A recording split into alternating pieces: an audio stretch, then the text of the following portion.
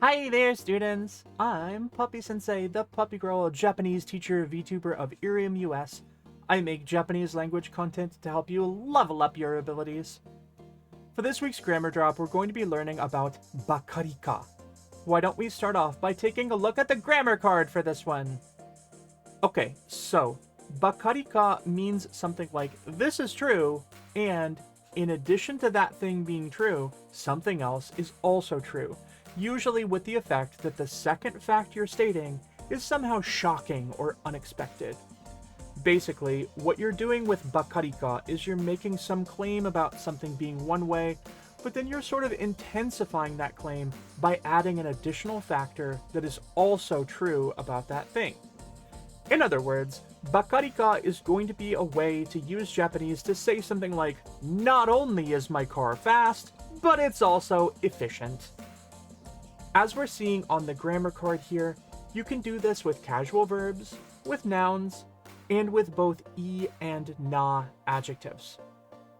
Now, let's take a moment to think about just the word bakari by itself, okay?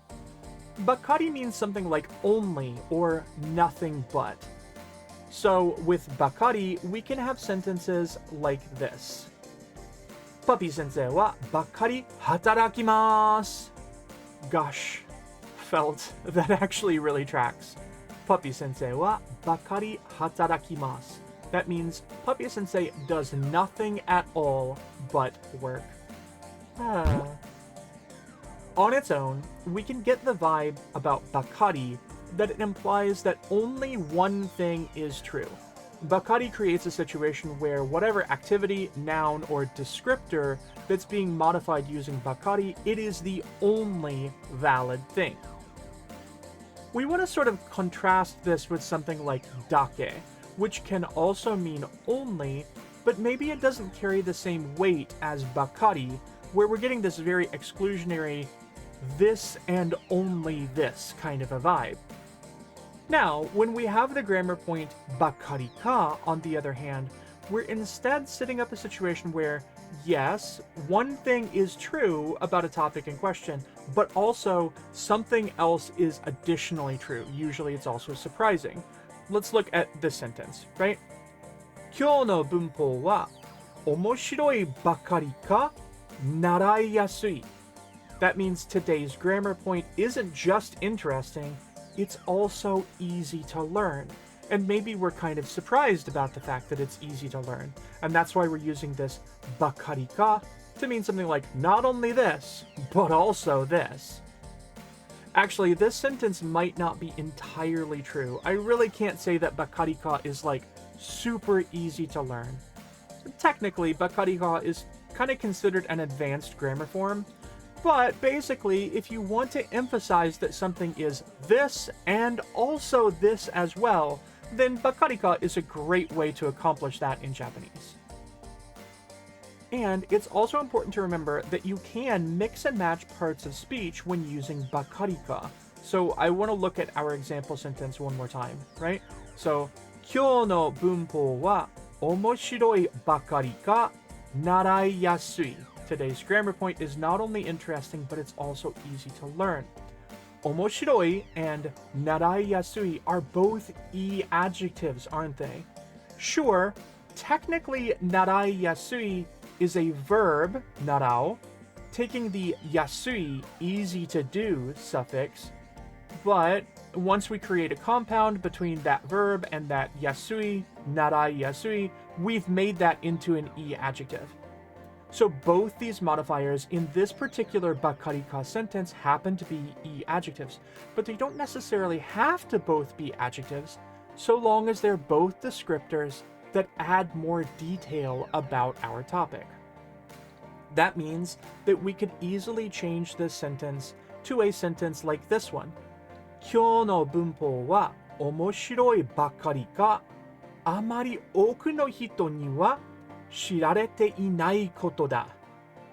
You can see in this sentence that we're intensifying omoshiroi, interesting, which is an e adjective, with a noun phrase, and that noun phrase is あまり多くの人には知られていないこと. That means something that not many people know about. The point there being that the part of speech doesn't necessarily have to match precisely. It doesn't have to be adjective, bakari ka, adjective. It can easily be adjective, bakari ka, verb, or adjective, bakari ka, noun. They don't have to match perfectly, is the point that I'm trying to make. Let's look at another example sentence. Nokia no keitai denwa wa chakujitsu na bakari ka itsumade mo hakai shinakatta. That means Nokia cell phones were not only reliable, but also they never broke, right? Puppy-Sensei, sponsored by Nokia. No, not really. The point that I'm trying to make here is that when you're using the bakari ka in your sentence, it's much more about creating a situation where one thing is true, but also another thing, perhaps a surprising or unexpected thing, is also very true. Let's think about this in an example like this one. This sentence is actually a really great example to illustrate the point that I was trying to make above. Nihonjin nano ni, even though that person is Japanese. Sushi bakari ka, not only sushi. Gohan mo tabeta garanai. They don't even like to eat rice.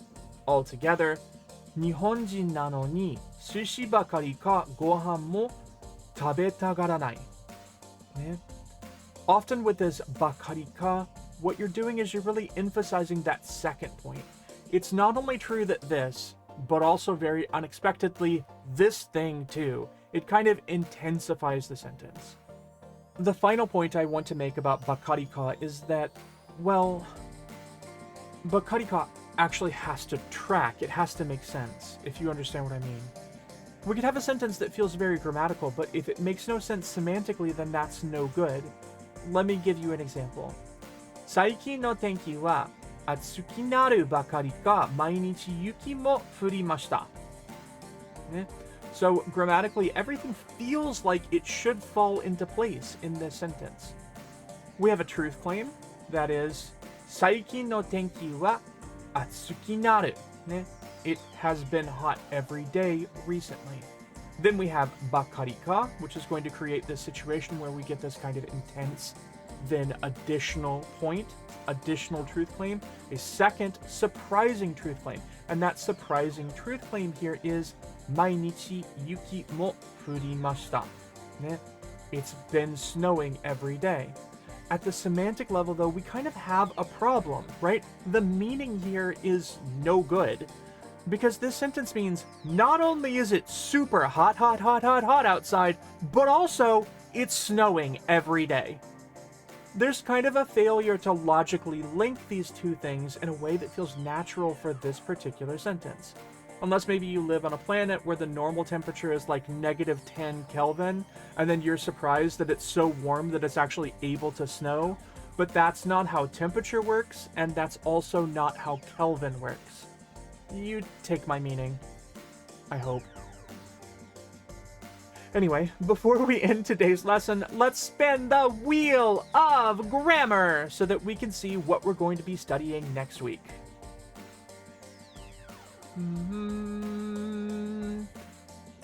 Cool. Okay, so next week we're going to learn about the grammar point ja ikenai, or cha ikenai.